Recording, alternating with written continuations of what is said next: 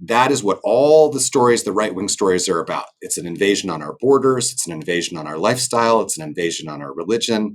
And the invasion is in our sense of reality. And that's why the lies don't matter. That's why they're okay with George Santos and Donald Trump and all the rest of them that lie through their teeth.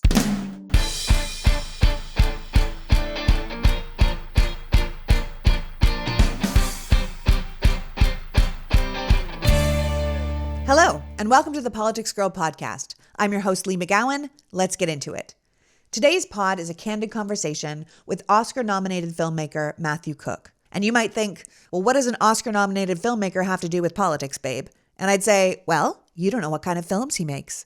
Along with producing and editing Deliver Us from Evil, the award-winning expose on the sex abuse crisis in the Catholic Church, he directed How to Make Money Selling Drugs with Eminem and Susan Sarandon, and The Survivor's Guide to Prison, which are both advocacy pieces on reforming our criminal justice system. Matthew created some of the most watched videos of the Bernie Sanders 2016 campaign, including Bernie's biopic with Mark Ruffalo. And he's been a formative part of the political social media culture since he released How to Survive a Crazy Cop and Race Baiting 101, both videos that went viral, reaching over 35 million views. You probably know him best from his wake-up call to Republicans, or his other short pieces that now have hundreds of millions of views advocating for human rights, shared values, and a better understanding of the world around us. Matthew's films have been featured in festivals like Sundance, Tribeca, and Toronto, but I'm having him on today to talk about his new project, a podcast called American Origin Stories that covers the narratives that shape our collective reality of our country. So many of us don't even know our true history. And with education and critical thought under increasingly hostile attack, these lessons into our past, our real past, couldn't come at a better time. This podcast, just like the country itself, is at once fascinating and heartbreaking and inspiring. Plus, Matthew just knows how to tell a good story. He's the teacher we all wish we had. So without further ado, please welcome my guest, documentary filmmaker, writer, and social media superstar storyteller, Matthew Cook. Welcome, Matthew. Thank you. It's so nice to be here. Well, thank you for joining me. I know we've never met, but I feel like we have a real kinship, right? I mean, along with your obvious passion for political commentary and your sort of drive to connect with people and inform people about their country, which is obviously something we both do, you also got self-proclaimed cabin fever during the pandemic, and you created a project with your wife. And I also went a bit stir crazy during the pandemic, and I started this project with my husband. So despite his real job, he's still stuck with me doing this. So we're either sadists or we really like our spouses. Yes. Before we get started talking about your other projects, I want to talk a little bit about White Mirror, which is a comedy series and commentary about life in America that you did with your wife, which turns out is incredibly amazing. So before we get too deeply into politics, talk to me a little bit about White Mirror, which I'm assuming the title is a little takeoff on Black Mirror.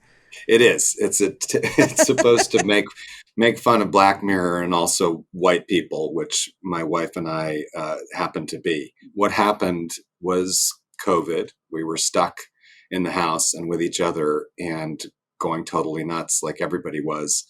And the jokes to compensate for our terror got weirder and weirder. And we finally thought, you know what would be really fun is let's just turn these into skits and start filming them. And we did, and we had so much fun. And then, of course, because one must post everything online, and it turned out that a lot of us in this world are as weird as we are. And so we all had a collective laugh together. My wife is April Bowlby. She's known for being Elasti-Woman on HBO's Doom Patrol and being Candy on 2.5 Men and a ton of other funny roles. And her comedic timing on and off camera is brilliant. So it's impossible to not want to work with her on stuff. And we just had a baby 6 months ago. And so that is a comedy routine. Good luck. So we will see more White Mirror episodes in about 7 years. That'll be great. Exactly. Yeah. Before we get off this, I have to tell you, I'm obsessed with that OneNote And people need to go and watch White Mirror. Go to Matthew's website and watch One Mirror. But you have one called One Note, Oh my which God, is one yes. of the shorts in White Mirror. And it's basically a TED Talk on the meaningless of the universe and the human existence and the complexity of life and how shallow we've all become. But it's set in the context of like an introspective, narcissistic rock star trying to write a song that has meaning, but will also sell.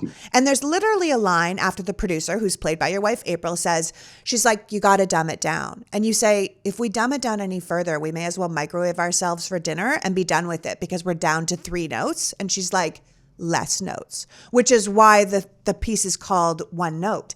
And I have to tell you this piece, because I mean, it's a comedy short. It's fun, right?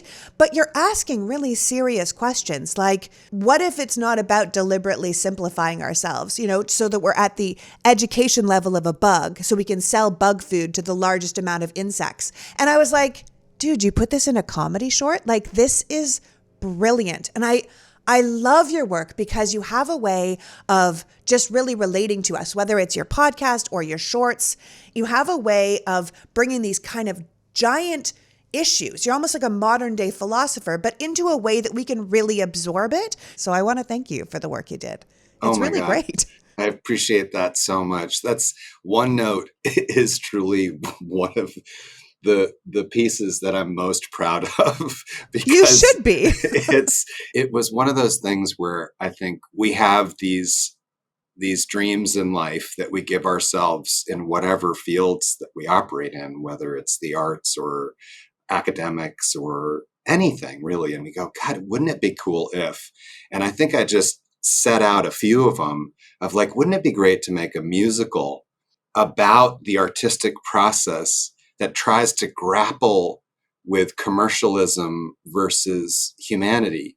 And I enjoy comedy the most as a performer when I'm making fun of myself. So I think that's the most comfortable space to be in, because then we can all, kind of laugh at our own foibles, and it helps us kind of see maybe areas where we could do a little bit more work. And it's nice to have someone like you laugh at yourself. For those of you who are just listening to this as a podcast, Matthew's got kind of this old school Hollywood good looks happening. He's got the tall white man, perfection thing happening. So it's important that people who look like you laugh at themselves because, you've gotten the best deal in this country all the way along. And I think it's really important that we have voices like you calling things out, because I think that we know that we're the ones that are going to have to change things, those of us who have come from the background of screwing it up so badly. A lot of this responsibility is on us.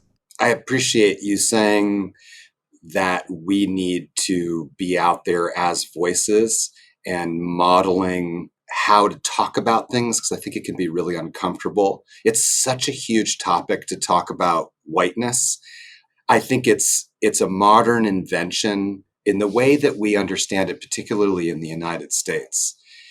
It's something that comes about around 1619 in the laws of Jamestown, Virginia, when the British slaver governors changed the laws because they're worried about a united working class rebelling against them. And so at that point, they begin this process of calling Black slaves because they are subhuman, and beginning this racial slavery that's particularly unique, a part of the transatlantic slave trade, which is the largest maritime migration in human history. And this slave trade that defines the character of the United States in a way and in ways that we have not come to terms with and faced at all, because it's so difficult, because this idea of whiteness has been constructed as a caste, a class, and a culture that so many of us aren't even aware of this idea, but it's a cartoonish mythology that pretends that it has roots not just extending back to ancient Greece and Plato and Aristotle, but all the way back to Jesus Christ. And it's totally made up, and it's disorienting when it's challenged for people who've based their identity, which I sympathize with, on this idea that you're part of a tradition that you think is divinely prescribed. And when you challenge somebody's identity, if their identity is based on a fiction, they'll defend that fiction as if their life depended on it. And so what we all need to do as people, and certainly you and I think, need to do as white people who are electing to be willing to talk about something publicly, and all that brings with it, is just to try to, as best we can, not that we're better or worse than anyone else, but we're willing to do it, and encouraging other people to be willing to do it, is just model it for each other. That in today's culture, white people need better white role models. And those white role models do exist in history. And we don't need to always just be ashamed when we find out that George Washington did tell a lie and was a murderous barbarian and did have the teeth of other human beings in his mouth and all kinds of other things about him that we'd be horrified to hear. We can also actually find out about some other amazing people in history, that there's an American cinematic universe filled with incredible people to learn about, not just white people, but there are white people too. And we can go, oh, wow, there is this rich tradition of struggling for human rights for all people that we're all a part of and we can all identify with. And isn't that exciting and grounding and reorienting? Yeah. And like listening to you talk right now, I mean, you've already mentioned 1619 and Jamestown. And, that's obviously where the 1619 Project gets its name from, because that's where we had our first slaves. And that's where we named the word slaves, as you're saying. But each episode of your new podcast, American Origin Stories, just like your shorts and your documentaries, comes with a truly extensive amount of research. So before you even launched the pod, whose episodes are about 30 minutes each, you created a series of shorts that are between 2 to 4 minutes on everything from the Statue of Liberty to the origin of Florida and illegal immigration. And you talk about things that people think they know, but they don't really know, which is a lot of what I try to do. You have one mini episode called "Wasn't Everyone Racist in the 1700s?" which is kind of your answer to the idea that it's unfair to judge America's founding fathers with the moral standards of today because it was a different time back then. But you argue that the moral standards of today actually existed back then. We knew what was right. We just chose wrong. And you pose that question to us and you explain it in a way that people can start to absorb without it feeling too much like a lesson or like we're bad. Well, I think the thing is that we've been told a false story about how America was started and who the heroes of the story were. So the first episode of American Origin Stories is about the guy who actually wrote the U.S. Constitution to the United States. All of us were under the impression, if we were awake during history class, which I applaud us if we were, because the story we were told was about a guy named James Madison, who most of the highlights of his story are a snore fest. The guy was a monster. His family was monstrous, and he didn't write the Constitution. The guy who wrote the Constitution was a man named Gouverneur Morris, who was a New Yorker, an East Coast intellectual, who said that the curse of slavery was going to haunt the nation for centuries if we didn't eradicate it at its founding. He was appalled by the slavers and by slavery. He was the main speaker at the Constitutional Convention. And he gets mentioned in documents and history books as like an aside because he's sort of this, Gouverneur Morris, wasn't it silly what he was saying? Well, to whose benefit was it to write him out of history? It was the benefit certainly of the slavers at the time, but also what the slavers represented, which was the extreme end of an oligarchic system of governance that would keep these very wealthy landowners in control. Because yes, they wanted to overthrow a king, but they didn't want to overthrow themselves in the process. So what they created was a stepping stone on the way to a more egalitarian society. It was better than a monarchy, but it wasn't a true democracy. They were terrified of democracy. And so today we see the fascist movement in the United States, and I should be very particular about what I mean by that, the movement in the United States that we see today, whose intention is to dismantle democratic government in the service to what? Well, in the service to oligarchy. It's a cultural oligarchy, because that's the only way you can get people to vote for oligarchs, is make it seem like they are champions, representing their cultural identities, all made up stuff, really terrifying stuff, actually, if we really face it honestly and truly. But this was the benefactor, was this culture and this way of thinking. So then when we go back and we go, oh, that's not even who wrote the Constitution. What was James Madison's legacy? Well, his legacy was being a slave owner on a work camp called Mount Pleasant. I mean, he was the villain of a origin story that has a hero. It's just that hero lost, but he did write the Constitution, and he did. He was the father of the Erie Canal, which essentially created modern New York City as we know it. So the legacy of our tradition, and by I say our, I mean the people of the United States, is glorious. We created New York City. Like, we have a lot to be proud of when we look back at it. And that history extends and goes all the way through the 1800s. I mean, the founding mothers of the United States, and by the United States, I mean the founding mothers of the American dream, Florence Kelley, Mary Bethune, Frances Perkins. These are names a lot of people haven't heard of. I hadn't heard of them until I looked them up. But they created the legacy that led to not only the women's right to vote, but what women did with that right to vote, which was ending child labor, which was labor rights for all Americans, which was creating the groundwork necessary for the Roosevelt administration to do some absolutely incredible things. In the midst of defeating the Nazis, they created a middle class that had never existed before. In the modern history of humankind, most people were in poverty. Well, these women created the groundwork for the middle class, truly. So to know about them and to celebrate them is to give us not only something to be proud of, but also direction and clarity on the work to be done, so that we're not scared by, words like socialism or, being called a commie or something when all you want to do is collectively take care of one another. It takes a Yeah, lot of make things more brainwashing. fair. Yeah, it takes Yeah. a lot of brainwashing to be taught we shouldn't care about each other.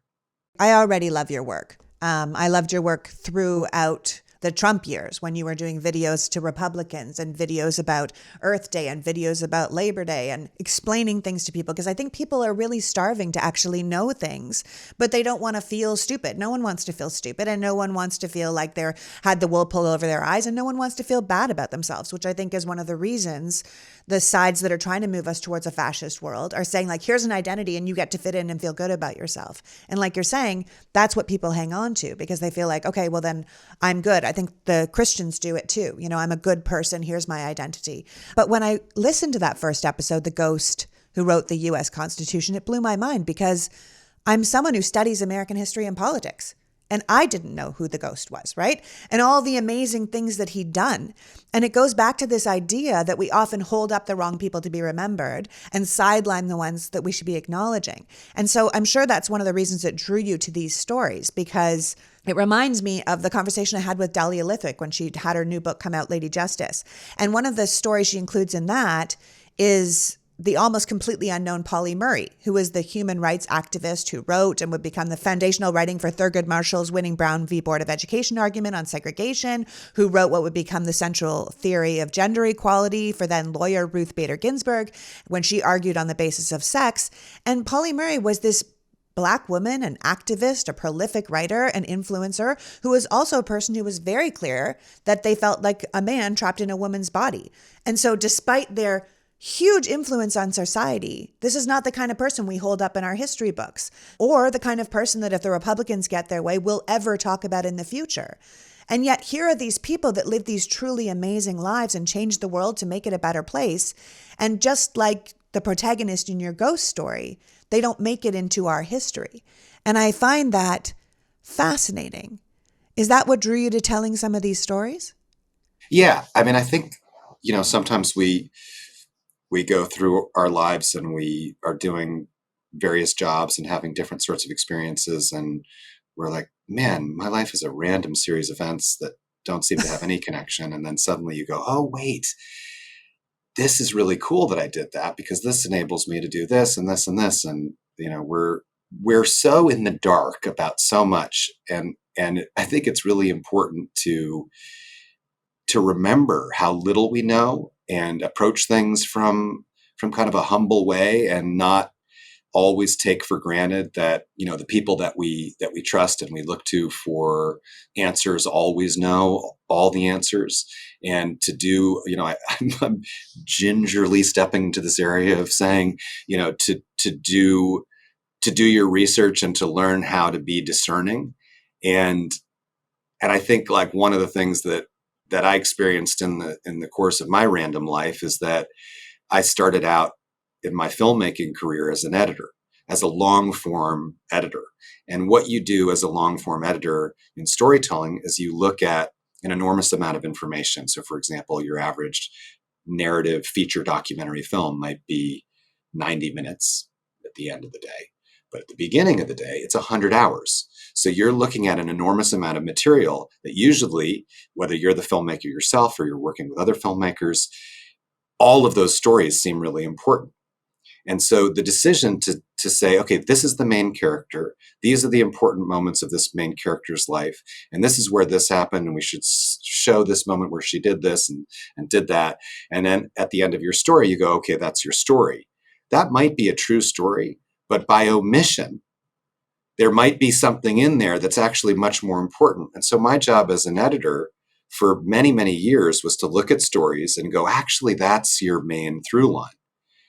And so being someone who's interested and curious about history, it's not like I'm not a historian. Like you said, I'm a student of history, but my training is as a storyteller, but in a particular aspect of storytelling, which is hunting for the story. And so looking at history books, like, sort of mentioned earlier, and I mentioned it in the podcast, that I kept seeing this guy, Gouverneur Morris's name pop up as this aside. And I was going, hey, why isn't anyone talking about this guy more? Because he seems like a real main character here, as opposed to, and then I found out, Teddy Roosevelt wrote a book about him, and I'm like, oh my God, this is the story. And so I got really excited about just finding the great historians who were doing this work and then making it palatable, because, like a lot of us who aren't historians, I have a short attention span too. So even though I'm giving you 45-minute answers to your questions here, in general, when I go back in the lab, I'm like, how do I do this in the shortest time possible and deliver this in a way that I would like to consume as an audience member who myself is someone with tremendous ADD.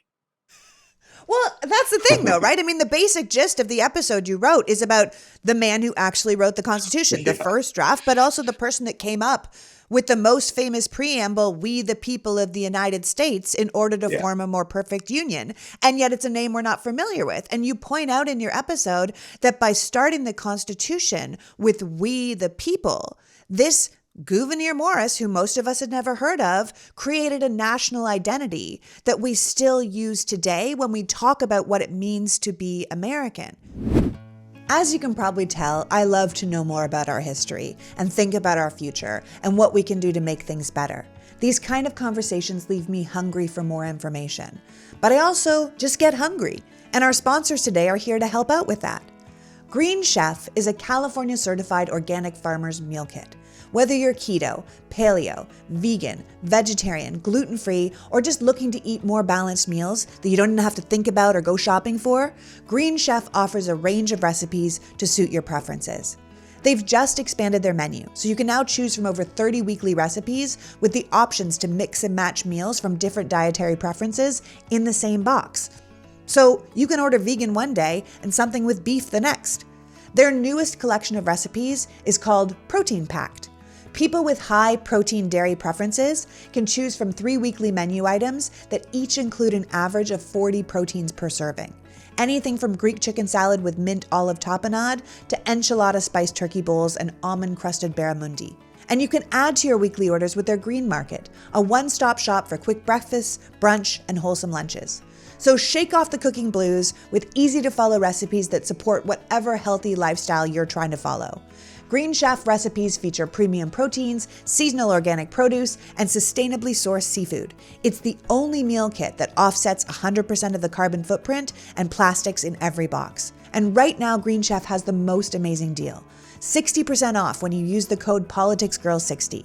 Just go to greenchef.com/politicsgirl60 and get 60% off your first order plus free shipping. I'd forgotten how much I liked to not have to think about what we were cooking each night. I don't know why it took me so long to get on the Green Chef train. greenchef.com/politicsgirl60, the #1 meal kit for eating well. Now, of course, you might not be the only person eating in your house, which is why I'm thrilled to be supported by Little Spoon. Little Spoon is a one-stop shop for healthy, easy meals and snacks for babies, toddlers, and big kids delivered right to your door. I can't tell you how much I wish this had been around when my son was little. You can have Little Spoon in your life for years while making your mealtime healthy and tasty and easy. Little Spoon delivers fresh organic baby food from single ingredients for the new eaters to multi-textured purees to take the stress out of starting solids. Their toddler and big kid meals are free of junk but taste amazing. Even the pickiest eaters love them. Think of things like hidden veggie mac and cheese, chicken nuggets, and pot stickers and gnocchi. And they have healthy snacks with organic smoothies in convenient pouches made in amazing flavors like strawberry banana shake. And everything is made with the cleanest, highest quality ingredients. Buy it for yourself. Buy it for the grandparents. Buy it for the babysitters. Take the guesswork out of feeding your kids properly, especially with people who might not have the time or inclination to do it the way you'd like it done. Little Spoon comes right to your door and into the fridge or freezer. You pick the menu and change it up whenever you want. The price is right, the quality is unmatched, and you know that you're feeding your child healthy, sustainable food. It's a win right across the board. So make the chaos a little more manageable with time-saving, delicious, healthy meal kits your kids will love. Go to littlespoon.com and enter the code PoliticsGirl at checkout to get 50% off your first Little Spoon order. That's littlespoon.com and enter our code PoliticsGirl for 50% off at checkout. Lucky littles, happy bigs. Littlespoon.com. That's why people get very upset when it's like, we wrote a story, like you said, by omission, where we left out certain stories in the American origin of our country. And I think you put it really well, and I want to get it right. You said in the podcast that the danger of a romanticized, idealized origin story is that they deprive us of the perspective and humility to overcome the supremacist chosen delusions that we've been given, right? And I think that's why people feel almost personally attacked. Yes, you're very brilliant sometimes. I like that. You know, I like that. I agree with that statement. I agree with It's very clever. But that's the thing. I think that's why people feel anxiety when they hear that Jefferson actually owned slaves. You know what I mean? And that he was not such a great guy. Or they feel anxiety when they hear about these founding fathers or the framers and they're not exactly who we thought they were. And it makes them feel like, well, does that mean America's not who I thought it was? And you're like, maybe. But that's also okay. Come at it with humility. Come at it with questions and come at it, to move us forward. Like this idea, as you said, of romanticizing and idealizing our origin stories, because is what brought us to where we are today. It can tie directly to this false story we have of ourselves that allowed us to compromise to the problems we deal with on this very day, like the compromise that allowed the South to keep slavery and the smaller states to have equal power in the Senate is the very thing that led to our Civil War. It's the very thing that led to the necessity for our civil rights movement. It's the ongoing battle for justice in America. It's the unfair advantage certain states have in our federal government, which over time has gone on to solidify the power of the minority against the majority of this country. These are all things that happened that weren't so great when we made a great compromise back in the 1700s. And if we can relate to that, then we can start to unravel it and change it. Yes. The writer of the Constitution thought the document was ultimately a failure. And that's not hyperbole. He felt that it was a failure. Why did he feel it was a failure? He felt it was a failure because it allowed the slave states to continue their expansionist dreams. They tried to invade Canada under Madison's leadership in the War of 1812, and they got tens of thousands of people killed. New citizens of the United States were killed in that ridiculous war of expansion, and a lot of Native Americans were killed as well when they expanded territory through the Midwest and captured, yet again, more land that wasn't theirs. But we don't have to identify ourselves with that. because there was a whole group of other people who were vehemently opposed to it. And that's the tradition we want to embrace. And we don't want to be gaslit into thinking that the identity of being an American is being on the bad side of history. And it isn't presentism to apply the morality of today to the morality of that time, because the morality existed back then. It just doesn't get Yeah. talked about. So yeah, that's the purpose of talking about history. It's super important because, as you said, it connects directly to now. It's the narrative of the identity of who we are as Americans. I think what we see and why we see what we see, and you just did this great kitchen episode on Instagram where you talked about someone is lying, you said. So, you can look at it and it's not normal politics, and it isn't normal politics at all. And I think it's hard for us to face what's happening because, as rational, nice people who want to get along, it's really hard to confront someone in your family who's a sociopath or who's pathologically lying or who's been convinced by a pathological liar that reality isn't what it is. It's so uncomfortable. It's so uncomfortable. If anyone's listening who's dealt with that, how uncomfortable it is to talk to somebody about their behavior when it's that off the rails. And that's what we have to face right now. And we have to face it with an understanding of what's happening, because that will give us the strength to confront it. And what's happening is there is a false identity based on a false origin story, and reality is crashing in. And it feels like an invasion. That is what all the stories, the right-wing stories, are about. It's an invasion on our borders. It's an invasion on our lifestyle. It's an invasion on our religion. And the invasion is in our sense of reality. And that's why the lies don't matter. That's why they're okay with George Santos and Donald Trump and all the rest of them that lie through their teeth. And that's why even, on the Democrat side, we've got some habitual liars there. But by contrast to the pathological liars, we're like, there's no question who we're going to kind of vote for and elect, which also puts us in a difficult position because all the oxygen's being taken out of the room by this other side. But that's the explanation that that's the understanding that we need to wrap our minds around, is that there is this sense by people who've adopted this false origin story that their very identity is being invaded. And that's why it works so well, this constant cycle in the news, which the rest of us are left to pick up like garbage collectors, picking up their trash that they've thrown on the street, all their BS. That's why they adopt it, because it's the whole purpose and objective of it is to control reality. And the reality is that, they are living in a world of delusion. Well, in many ways, a lot of us were living in a world of delusion if we look at our origin story for what it really is. And I think by actually addressing it and seeing it head on, we could actually see it as an opening, to redo things. If you look at the Great Compromise from the very beginning of our nation's history, you point out that that Constitution almost didn't pass. It only passed by 3 votes. And most people that voted for it were kind of like, ugh. They weren't, no one was really thrilled, but it got it done so we could keep the Union together. But ultimately, the idea was probably that they would go back and try to reconsider the choices later. You talk in the episode about how Jefferson thought things should expire after 19 years. You called it Jefferson's math, right. That each new generation should get to define the rules and laws of their time, right? And it gets people thinking about this idea that we're still living under a text that was written that long ago, and how nuts that really is. And I think most of the framers would have thought it was nuts. They would have, absolutely. And there were so many other ideas that were being presented and discussed at the time. I mean, Thomas Paine, for example. Thomas Paine is somebody who, I've got an episode coming soon. I don't know which one it'll be. I haven't decided yet, but it's the origin of the middle class.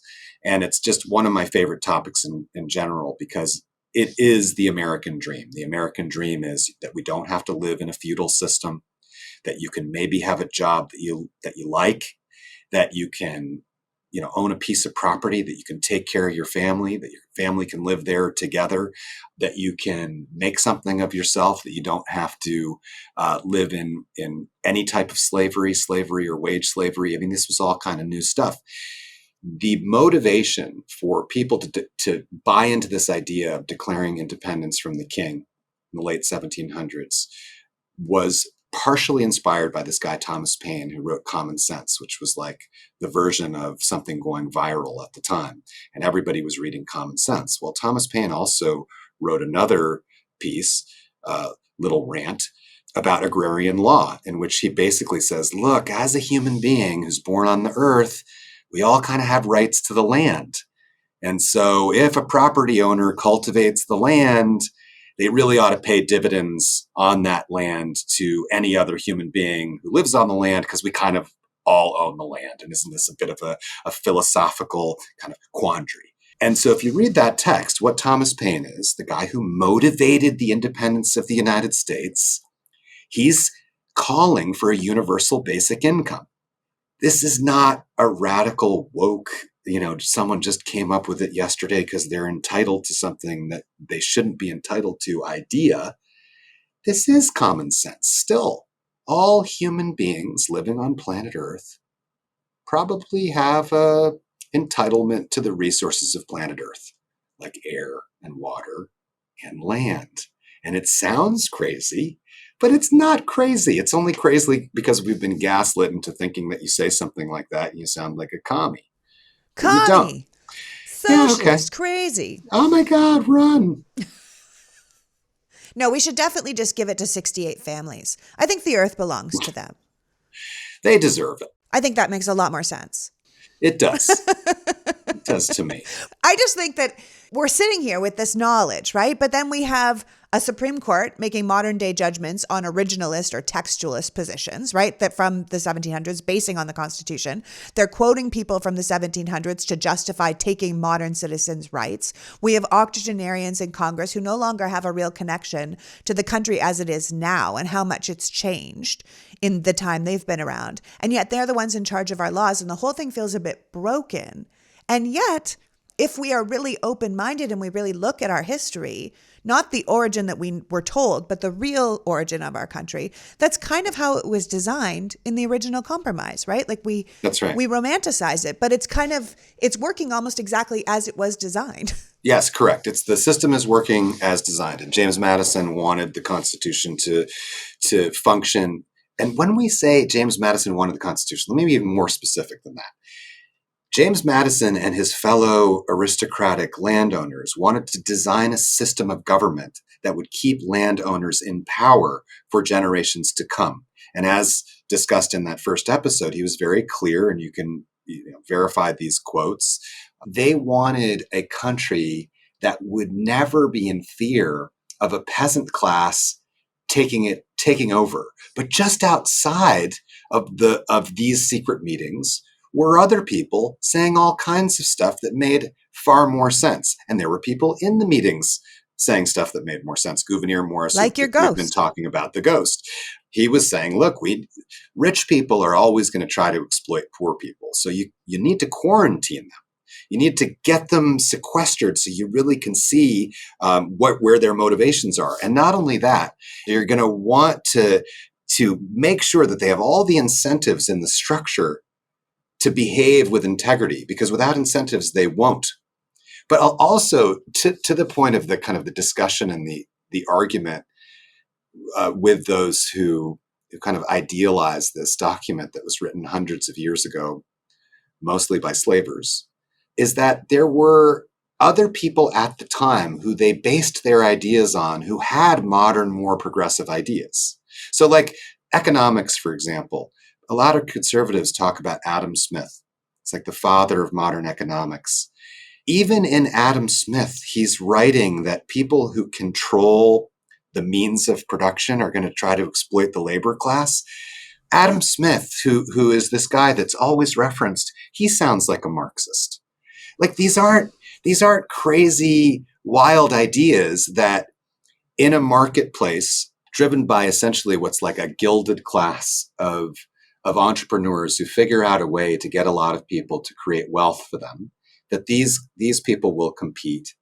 And in an unregulated market, eventually you're just going to have one winner. And that winner will essentially govern an entire marketplace. So it's the same thing as whether you don't like a tyrannical government or you don't like a tyrannical corporation governing your marketplace. It's all the same thing that actual conservative people and liberal people are worried about, mostly the same stuff. It's just that through this false narrative, again, I'm coming back to that, we've been led to believe, that one thing is freedom and the other thing is not, but they're both not. Yeah, they're both not, which is how we end up with people like Elon running Twitter and Jeff Bezos buying the Washington Post. And you have people that we've basically made a new aristocracy of the ultra rich. And hundreds of years have gone by, but we never really evolved much past a country founded on an aristocracy where the wealthy could check the power of the peasants. We're still kind of run by the aristocracy who want to check the power of the peasants, And that's another great example. I do have an episode. I think the next episode is going to be about Martin Luther King Jr. and how he gave the United States a second Bill of Rights. And that Bill of Rights is very similar to the one that Roosevelt gave us, who's the greatest president in American history, I would argue. But the episode after that, I think I'm going to do one called Should Society Own Its Social Media? Because this is another origin story, the creation of the internet, that was essentially done by our government to create a network so that information could not be controlled in one space and that we could share information between experts. And so the idea that this has now kind of convalesced into something where one wealthy person should own it defies the whole purpose of its construction, which was funded by taxpayers in the first place.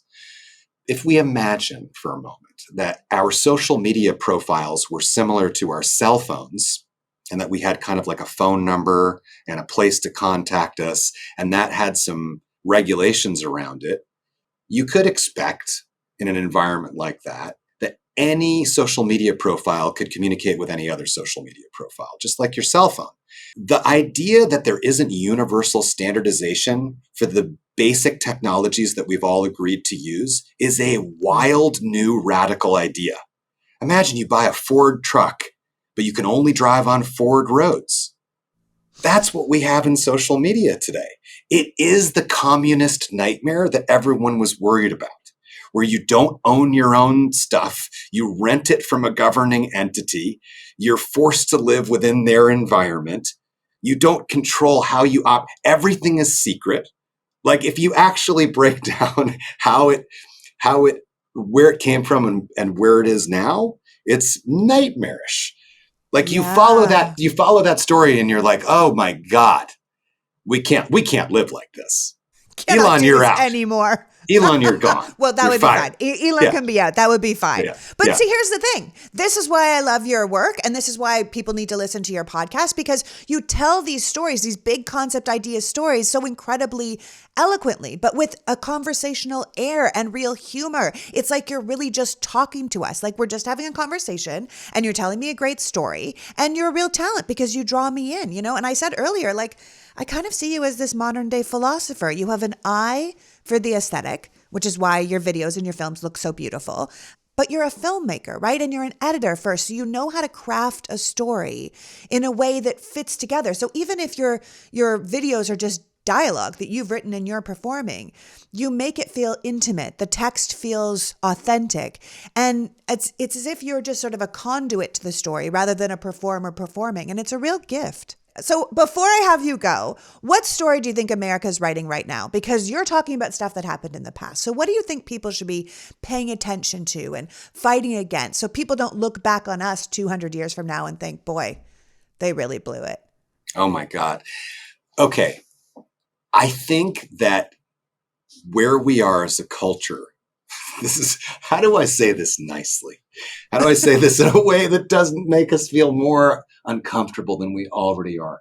I think we're so gaslit by the nature of the way social media is currently constructed and the way that our media conglomerates just power through the 24-hour news cycle. And it's like the headlines are just so sociopathic, like 100 people dead. And next to that, it's like, what did he say on The Bachelor? And you're like, oh my God, I can't, like, how do I deal with this? I mean, even as individual people, we're unable to, just on a biological level, kind of wrap our feelings around these giant issues. And I think the thing is that we need to trust that feeling is correct.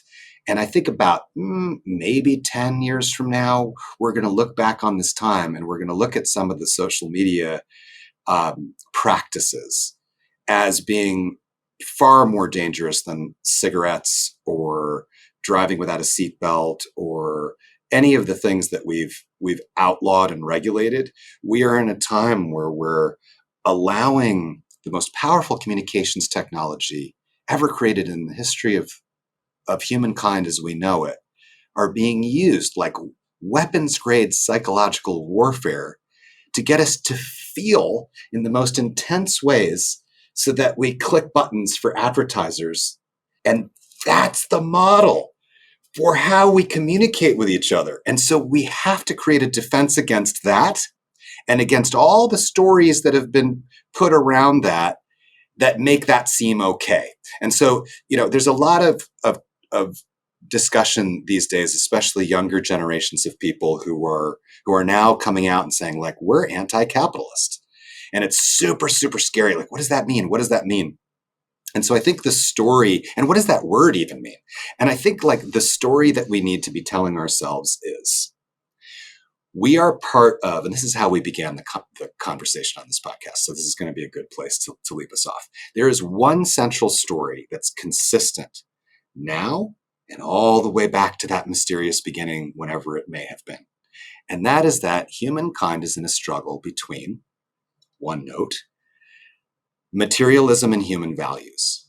Are we going to be driven by greed, by selfishness, by short-term gain, by power, by material acquisition, by fame without greatness, without contributing something? Or are we going to be driven by human values, meaning loving each other, being aware that we're part of the community, being interested in having what we do be of some benefit? And the proof of which is when we plant a seed, does it grow into a fruit that's edible or is it poisonous? Like, are we contributing to something that makes the world better, whether that's something in a single moment, the way we are in our behavior, or whether it's something grand? And I think that the answer to how to be a part of the right side of history is to remember, as long as there's a war within ourselves, there will be war in the world. And so our job is to try to create that harmony within ourselves, to self-regulate, to really care about ourselves in order that we can be a part of that movement toward a better nation and a better world. And that's just reality. And that's been proven over and over again in history, that people who fortified themselves, all the people we talked about at the beginning of this podcast, and Gouverneur Morris and Florence Kelley and the founding mothers of the middle class, these were all people who really fortified themselves, who invested in really getting to know and understand the world more deeply and in a wider way. And then they walked out in the world and they made it so. And so that's, I think, the story. Yeah, that is the story. And I think we can also say we can make it so without necessarily being written about. I think our need for fame sometimes distracts us from our need to change things. And I know that there's so many people out there who know right from wrong, who want a better, fairer, more just nation. And we just have to continue to convince them that that is possible if they continue to stand up and fight back and, talk about these things. Be curious. Like you said at the beginning, you said, I have a question, right? Like, be curious. It's re-engage with our humanity, because at the end of the day, that's all we're going to have left, and we have to protect it. So I want to thank you so much for joining me today, Matthew. Anyone who loves America has to love your work. You show your passion for the country every day, but also for truth and for humanity, which is what we should all be striving for. So before you go, tell everyone where they can find you to watch or listen to your work. We have to do this. This is who we are now. So the podcast is called American Origin Stories with Matthew Cook, and it's available on every podcast platform. And you can also follow me on social media where I put out all kinds of nonsense. And that's at Matthew Cook Official on Instagram and Facebook, those two conglomerates. That's it. I'll just do Facebook and say, oh, YouTube. YouTube is good. That's also Matthew Cook Official. That's Google. They're not evil. No, but you're Said definitely with not evil, sarcasm. Matthew. And I hope people will watch you, because at the end of the day, I know you just had a baby. I know I started this project because I had a child and I couldn't leave him in this world that we had right now. I had to do something to make it better. Such a big part of the motivation. I just hope everyone feels that. I hope Yes. everyone feels that what we have now, though it's not what we want it to be, it doesn't have to be like this. And those of us who care about the future generations and who comes after and what comes after, we have to stand up and be louder and prouder of our humanity. Amen. We are in the vast majority. So there's nothing stopping us. There certainly isn't. Thank you. Thank you. So that was Matthew Cook, a man who knows how to hunt for and then tell us the story of America, the story of government, the story of our shared humanity. Talking to Matthew reminds me to approach my ignorance from a place of humility and curiosity, not feel bad about what we don't know or what we thought we knew but turns out to be wrong, but to approach it as a challenge, to make better what is from truly knowing what was. Our history has so much to teach us about making the future better, and the more we approach that with willingness rather than hesitation, the better off we'll all be. I want to thank Matthew for joining us today and you for being open-minded enough to listen. We really can improve, and being willing to try is the very first step to change. Until next week, PGR. The Politics Girl podcast is written and performed by me, Lee McGowan, in partnership with the Meidas Media Network, and produced and edited by Happy Warrior Entertainment. All rights reserved.